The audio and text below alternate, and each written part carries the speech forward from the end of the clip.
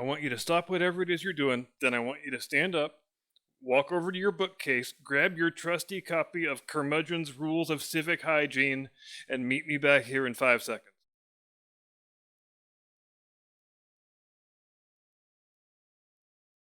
Now, if you could please open up to page 189 and read along with me, quote, "When you're trying to think of good ideas for how to clean up a toxic waste spill, always remember that 'let's set it on fire' isn't one of them." Close quote.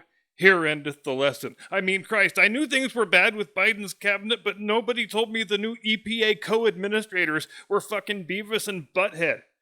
Actually, though, in fairness to the EPA, they weren't the ones who decided to light all the toxic waste on fire. That was actually the train company, Norfolk Southern. And don't you know you're in trouble right off the bat when the company has a name like Norfolk Southern? I mean, I guess it's kind of funny if you like internal contradictions, and who doesn't? Well, the people of East Palestine probably don't. They're probably not in much of a mood for subtle, snarky humor at the moment, since they're so busy watching their kids glow in the dark while they all grow weird reptilian gills out of their necks. But everything's fine here, folks. Don't you believe those right-wing misinformationists? Absolutely no cause for alarm here. That weird oily film you see on the surface of the water, that's just the fentanyl. They've been putting that in there for years. It's good for public health. Keeps the people real nice and docile and open to suggestion and what have you. In fact, the water in East Palestine is so pristinely clean, Mayor Pete and Chasen Buttigieg have offered to participate in a Zoom call where their twin daughters will observe people actually drinking the water in East Palestine from hundreds of miles away. And besides, if this was a real emergency, if there were actual American citizens, men, women, and children suffering in their thousands due to corporate greed and government incompetence, don't you think the President of the United States would go there for a photo op? Or the Vice President? Or the Secretary of something or other, at least? But have you seen any federal government officials on the scene above the rank of an Assistant Deputy Undersecretary? Hell no, you haven't, and I'll tell you why. Because this is not a real emergency. Sure, some train cars went a little cattywampus. Maybe some fumes leaked out, and maybe there was a giant toxic mushroom cloud when some idiot decided it would be a good idea to attract help by using the railroad car full of vinyl chloride to start a signal fire. But these things happen. It's not something to go getting your knickers in a twist over. Could even be a blessing in disguise for some people. I mean, if your kid starts growing an extra ear out of his leg, just cut that thing off, stick it in the freezer. You never know when you might need an extra ear. Not everybody can grow their own spare parts, you know. You might want to consider yourself lucky, and you can rest assured knowing there is no real emergency, because if there was, Joe Biden would have come to town. But where is Joe Biden tonight? He's in the only place that really matters. Ukraine! I mean, who the hell has time to waste on sniveling self-entitled Trump voters and their made-up problems when there is actual important work to be done?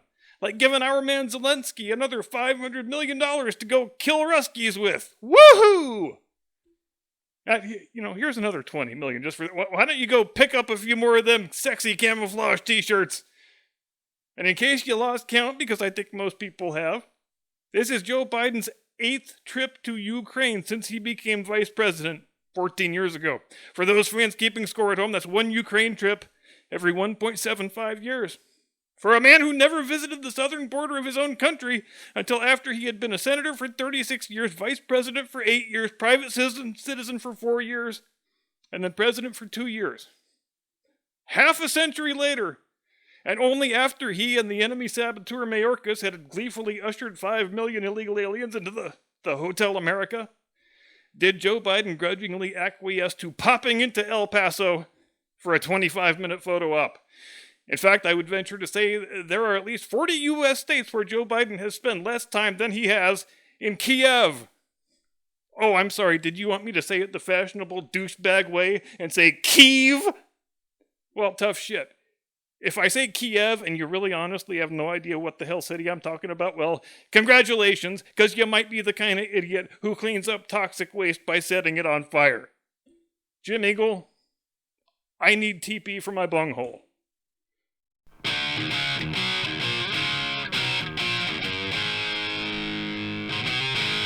From high atop the battlements of Castle Curmudgeon, where our gay men are manlier than your straight men, and anybody who says otherwise better be ready for the slap fight of his life. Good evening, Mr. and Mrs. American, all ships at sea. Welcome to the program. I'm your eponymous host and humble servant. And, ladies and gentlemen, your host didn't get to this station in life. He didn't get to be the cultural juggernaut he is today by nibbling around the edges and avoiding the hard questions. So let's just throw the hard question out there and then start unpacking the evidence. Is Mayor Pete Buttigieg an actual homosexual? Could this historic cabinet pick, this much celebrated shatterer of the pink glass ceiling, be nothing but an imposter? A shameless opportunist? A gay washer, if you will? An orientational appropriator? And perhaps most importantly of all, does anybody on the left actually give a damn? 7 years ago today, Pete Buttigieg was the 34-year-old single heterosexual first-term mayor of South Bend, Indiana. I say heterosexual because, well, he dated chicks all the time. Quite a few chicks, apparently, and call me old-fashioned if you must, but if you're a dude in your mid-30s who dates a lot of chicks and you've never given anybody who knows you the slightest inclination to believe you are in any way light in the loafers, then you are a straight guy by any non-loony definition of straightness. And I suppose I should issue a disclaimer here before I get too far into the weeds on this thing and say that I take no position one way or the other on the veracity of any accusations about Mayor Pete being a gay washer. I would if I could, but I can't, so I won't. And why can't I? Because while I have been blessed with some meager skills of discernment, my creator, regrettably, did not endow me with a functioning gaydar. Suffice it to say, I am the guy who has to be told by his companions that a gay man just propositioned me. I won't say how many times that ever happened, except that it's more than one and less than a dozen. Does it bother me that gay men find me desirable? No, because why the hell wouldn't they? It'd be kind of insulting if they didn't, frankly. And while I don't spend a lot of time perusing gay conservative sites, and when I do, it is just for the articles, these rumors about Mayor Pete continue to persist, and they show no signs of abating.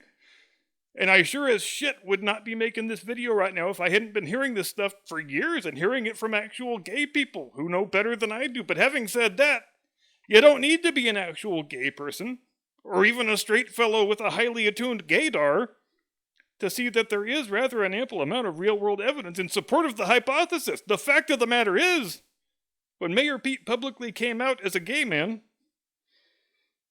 he was in the middle of his re-election campaign, and he was in serious danger of being defeated because he was a really terrible mayor. But suddenly, literally overnight, he was marketing himself as the first openly gay mayor in Indiana history, and within a matter of days, every host on CNN and MSNBC was just fawning over him and making googly eyes. All the Hollywood celebrities, they're tweeting about how brave he is, what a historic figure. He's a mayor, and he has sex with other men. So groundbreaking. He starts raking in campaign cash hand over fist from all across the fruited plain, which he, of course, uses to launch his presidential campaign a few years later. Funny how these things happen. And naturally, once you've been anointed as the new gay poster boy of the ruling elite, it doesn't take long for that implicit messaging to start creeping into the South Bend mayor's race, which all of a sudden becomes a big national story. So every evening you've got all your favorite fake news race hucksters saying, you know, it'll be interesting to see if the voters in South Bend give in to bigotry and hate by not re-electing Indiana's first openly gay mayor. And what happens? Well, you know exactly what happens. He crushes the election with 80% of the vote, even though he's literally the worst mayor in the United States who isn't named Garcetti or de Blasio, because sometimes we have to stand up against bigotry by re-electing a guy who might only be pretending to be a homosexual. But that's just the way these things go. Maybe what's most remarkable is there is not a single one of those professional journalists, none of them raised an eyebrow, skeptically, about the timing of the whole thing. A man comes out as gay who has never given any indication of being gay before, who was still dating chicks up until last week. He does it very publicly, very flamboyantly. He does it just in time to ride the wave of hooray for the gay mayor guy to an election victory where it looked like he was going to get thrown out on his ass. And it doesn't occur to a single news reporter in the entire country to say, maybe isn't there just something a little bit too convenient about all this? I think we can be reasonably certain there were some reporters out there who were suspicious and did want to investigate. But you can't investigate a story like that, not in the era of woke, ideologically driven fake news sludge mongering, you can't. If you start asking inconvenient questions about a Democrat office holder's sexuality, the career you're going to be ending is very likely your own. So if you know what's good for you, you will clap and yelp like a good little seal, and the trainer is going to toss you a delicious mackerel at the end of the show. If you want to write a story about Mayor Pete's coming out, sure, you go right ahead. Just make sure it's a story all about how brave and courageous he is for living as his true self and shattering all those glass ceilings. And we'll send a photographer out there to get some cute photographs of Pete and Chase and chest feeding the twins. We'll do the whole 9 yards. There you go. That's your angle. Either write that angle or there's no story. Because when there's a story involving somebody being gay, we don't ask any damn questions. We just wave that rainbow flag until our hands bleed. And hey, if this whole thing is just a big troll, if this guy's just cosplaying as a homosexual because he decided that's the only way for a young white male to have a future in Democrat Party politics, if this person we've been uncritically celebrating and championing for the last 7 years has just been making a mockery of the gay community this whole time, putting it to his own cynical use to advance his political career, well, I don't want to know about that, and neither do you. And I guess all those same questions we're asking about Mayor Pete, we could just as well be asking, and probably should be asking, about America's greatest heroine of the high seas, Admiral Danglin' Dick Levine. Here's another case where we are instructed that we must fawn over this person, celebrate their courage and their bravery in living as their authentic selves, and blah to the blah to the blah. So I'm supposed to celebrate it. When a 53-year-old man abandons his wife and kids so he can put on a wig and a dress and pursue a new career as the transvestite Yogi Berra? I'm supposed to call that man brave for doing the most cowardly, most selfish thing that a husband and father can do? I'm supposed to shower that psychopath with adulation and not question his desire to hack off the sex organs of minor children because he deprived his kids of their father and his wife of her husband? I'm pretty sure there was no addendum in those marriage vows, like a parenthetical after till death do us part that says, or unless I get to my mid-50s and I'm professionally unsatisfied, in which case I'll just go jump on the transgender train and you and the kids can fuck off, honey. 10 years ago, this man had a perfectly respectable life. Nothing very exciting, but he was a county-level public health official with a nice middle-class income and a nice house on a nice street with a nice family. Then he puts on the wig and the dress, and within 3 years he is the Surgeon General of Pennsylvania. COVID makes him a national media darling, and when Joe Biden gets installed in the presidency, it takes him about 18 seconds to offer Danglin' Dick a job at the White House, and still we're supposed to celebrate all this. Though I would ask, not unreasonably I would submit, where exactly has this man behaved in anything resembling an honorable or a praiseworthy manner? Because from where I am sitting over here in a world where we still judge people on their actions, it looks like this guy is just about the sleaziest bastard in all of North America. Hell, even setting aside the fact that he ran out on his marriage vows and his responsibility as a father to his children, let's talk about the way in which he has obviously and transparently and very cynically used the currently fashionable status of transgenderism to create for himself a meteoric rise from anonymous public health county bureaucrat in 2013 to White House official and international media superstar celebrity in 2023. Because here's where things get inconvenient if you're in the camp of celebrating this stuff. Would anybody suggest with a straight face that Richard Levine would ever have become Pennsylvania Surgeon General or Assistant United States HHS Secretary if he had just kept being Richard Levine? No, nobody thinks that, and nobody would ever suggest it. Everybody understands perfectly well that the spectacular upward mobility Richard Levine has enjoyed these last 10 years is due only to the fact that he put on a dress and a wig and started pretending to be a woman who looks like Yogi Berra. Far from being some sort of exemplar of the achievements of the transgender community, Richard Levine is an insult and an affront to that same community whose exemplar he claims to be. And if he was sitting in front of me, I would damn well tell him that, because I reject the idea that there are certain classes of people you are not allowed to criticize or view with suspicion. When we start taking that stance, we open ourselves up to being duped and taken advantage of and led astray in a whole variety of ways. So we're being asked to take a whole hell of a lot of things on faith here. If we're to believe this whole thing is on the level, that this guy in his mid-50s suddenly realized out of the blue that he had been trapped in a woman's body his entire life, and this epiphany happens at the exact same moment when he has realized his career has stalled and he's never going to satisfy his life's ambitions unless he puts on a wig and a dress and makes the fullest exploitational use of the very strange cultural moment through which we all have the privilege to be currently living.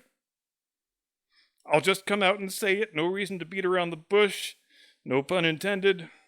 You have to be a damn fool to believe everything about Richard Levine's gender transition is on the level. But it seems like a lot of people don't care all that much about looking like damn fools anymore. As long as they're mouthing the words and phrases that they think they are supposed to mouth. I will respect a man if I deem his actions to merit such respect. But if I think he's a liar and a charlatan and a snake in the grass, there is no woke speech code on God's green earth that will prevent me saying so. I don't care how many dresses he's wearing. I don't care how many men he claims to have had sex with. And frankly, when I read the official version of Mayor Pete's coming out story, where he says, I was so afraid I was going to die in my early 30s without ever being in love or living as my authentic self. It all sounds like a bunch of self-serving bullshit when you were still dating women practically right up until the moment you popped out of the closet. Ta-da! It's the Mayor Pete you know, now with extra gayness. Just in time to save your re-election campaign from certain doom. And speaking of men who have sex with other men, allegedly, the ghost of James Buchanan wishes you a very, very fabulous President's Day, too. Thank you very much for watching. Have a pleasant tomorrow. See you Wednesday. Do not comply. Get off my lawn.